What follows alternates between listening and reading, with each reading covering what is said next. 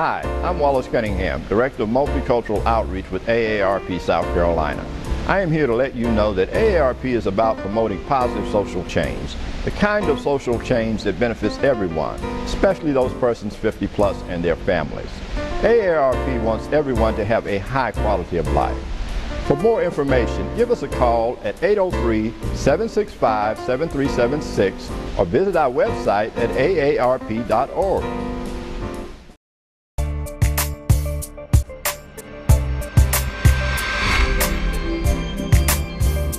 Hi, and welcome to this edition of MyMetroTV.com Daybreak. First stop to the rest of the weekend. I'm Frederick Knight. Thanks for joining us this morning. Got a great show on tap for you. Coming up this morning, the public hearing held by members of the South Carolina Senate Banking and Insurance Committee to discuss the $300 million received by the state to help homeowners facing foreclosure. Our Kayla Harmon has details. Also on the way, we've got some tech tips and gift ideas for the gift-giving season this year. And Chevy turns 100. All that and more coming up on today's edition of MyMetroTV.com Daybreak.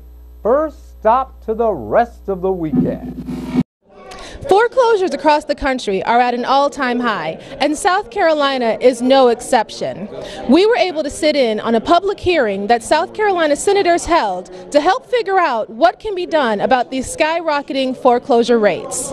So I told them they need to go ahead and quit jerking me around and file for the foreclosure so that I can have my day in court. We're standing here with Clayton Ingram, who is the communications director with SC Help. And Clayton, I want you to give our audience a little bit of a sense of what SC Help is.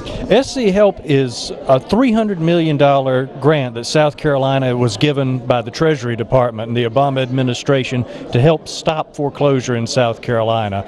We're talking about long-term solutions tonight with some Senate bills and some legislation, but a lot of people need short-term help.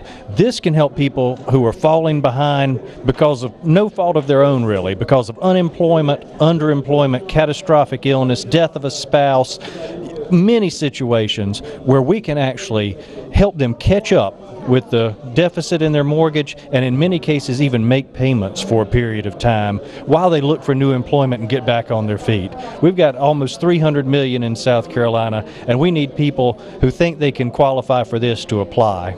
How can people find out if they qualify and participate in this program? We've got a great website, www.scmortgagehelp.com, that has all the information and even a button where they can begin the application right away. Start applying, and I'd encourage people to apply because even if you don't think you qualify, we may be able to find a reason you do qualify, or we may be able to find another program for you. But if they go to that website, there's lots of information and there's an easy application process. And one more time, can you give us that website and contact information? It's www.scmortgagehelp.com. Clayton, thank you so much for your time this evening. Thank you. And now we're standing with Sue Berkowitz from the Appleseed Legal Justice Center. And Sue, you heard a lot of information this evening, and a lot of information was disseminated. But what are the key legal rights that consumers need to know about keeping their homes? Well, they need to understand, if they're talking to their banks, not to think that that's the beginning and end of the foreclosure process. If you get served with legal papers, you need to make sure you respond immediately, you don't ignore them.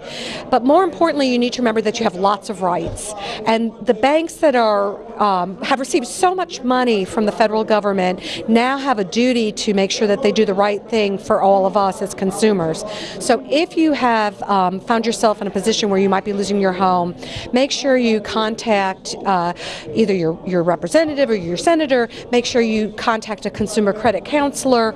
Make sure that you go and get your rights enforced, and know that there's a lot that can be done to help you. Don't give up hope. And if you feel that you're getting the runaround trying to do it on your own, get someone to help you. There are organizations out there that can be helpful. And if you do feel like you're getting the runaround, or you get these papers and you're overwhelmed and or scared, where do you start to get that help? Well, the first thing I would suggest is to contact South Carolina Legal Services, which is known as Legal Aid. Legal Aid helps people with free legal assistance and will help you if you are at, I believe if you own a home, 200% of poverty or below, which is for most of South Carolina. In addition, you might want to contact SC Help, where they can make referrals to you as well. You can go to our website, www.scjustice.org. We have a lot of resources on there, and we can try to see if we can help you find someone who can assist you. I'm standing here with Senator Ford this afternoon, and he was a part of today's panel. And Senator Ford, I want to just ask you one key question. You've heard a lot today, you've got a lot of information. What is the next step? Well, the next step, I hope, was the first step, and that is that I sent out 2,000 emails, and the young man with the group in Columbia, I think is a Minority Eye, he sent out thousands of emails to ministers in Columbia, community organizers, elected officials, and none of them, one preacher came. One preacher and one former elected official. Now, if black people continue on that path, and they did the same thing in Greenville, we are doomed as a people. We got money to pass our $295 million to help everybody who have a mortgage problem, who have a foreclosure problem, and the folks who are responsible to help these people to get the information are not even present.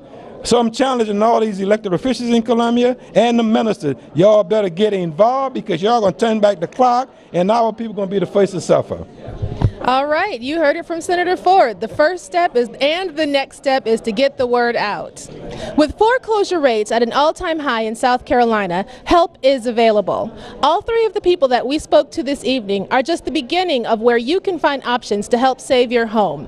Visit our website to learn more about SC Help, Appleseed Justice Center, and all of the other options that you have. Some of the best tech gift ideas this holiday season. A lot of stuff to choose from, but couple of hot categories. Tablets. Tablets are all the rage. I love this Toshiba Thrive right here. Tablets will enable you to do all types of things like downloading programs and applications, play games, do kinds of schoolwork and research, and of course surf the web, do email. But also e-readers are going to be huge this year. You have the Kindle, which is dropped down to $79. That's big. You also have the Nook Color, which is phenomenal, especially reading children's books on there.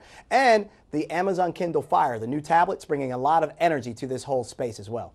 Couple of ways to make shopping for technology super easy. Number one, make sure you know exactly what you're buying for. What are their hobbies? What are their interests?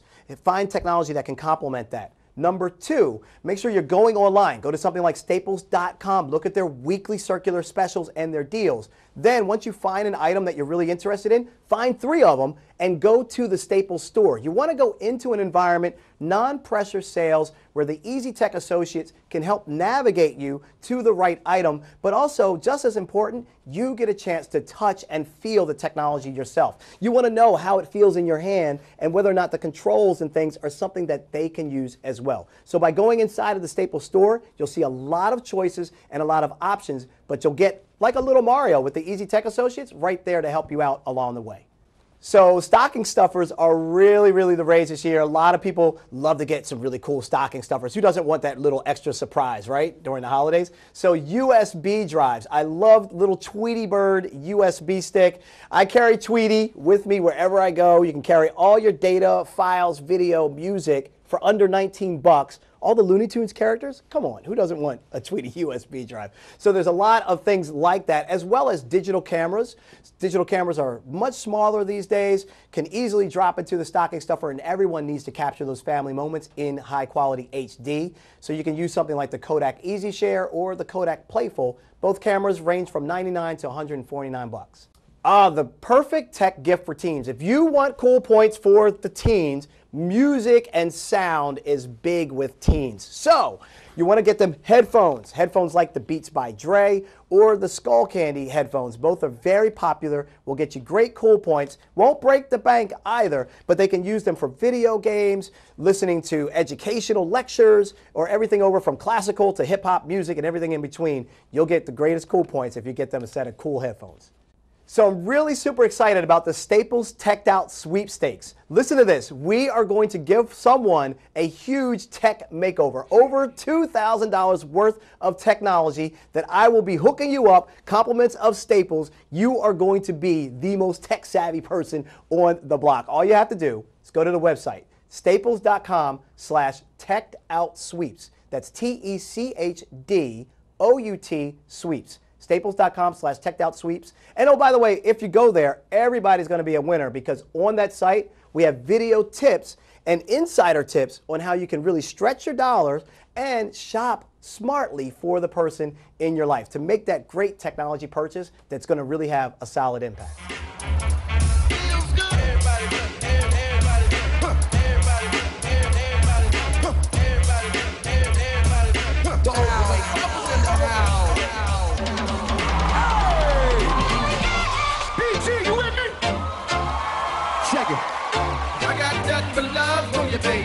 I got nothing but love for you, honey.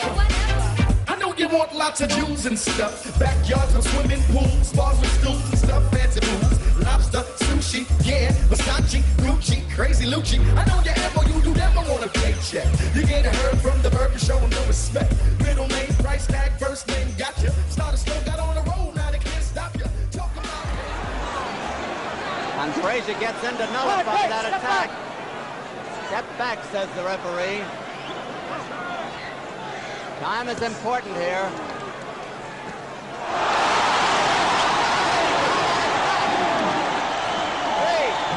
4, 7. He takes the mandatory 8 count. The only knockdown of the fight. So, Frazier has won the big rounds. The 11th and the 15th, at least up to now.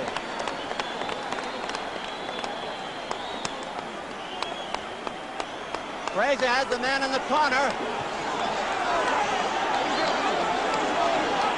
10 seconds. 5 seconds. We'll have an interview with the winner and maybe with the loser. There it is. That is all. Great fight. They're going to show you that knockout again. Ladies and gentlemen, Here comes the decision. Johnny Addy. Referee Arthur McCarthy scores it 8-6, 1 even for Frazier. 1 vote for Joe Frazier. RBI dollar 9-6 for Frazier. Frazier is the winner.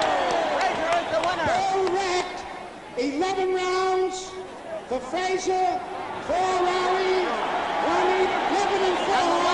The winner by unanimous decision and still heavyweight champion of the world, Joe Frazier. Joe Frazier. For the first time in his career, Muhammad Ali was beaten.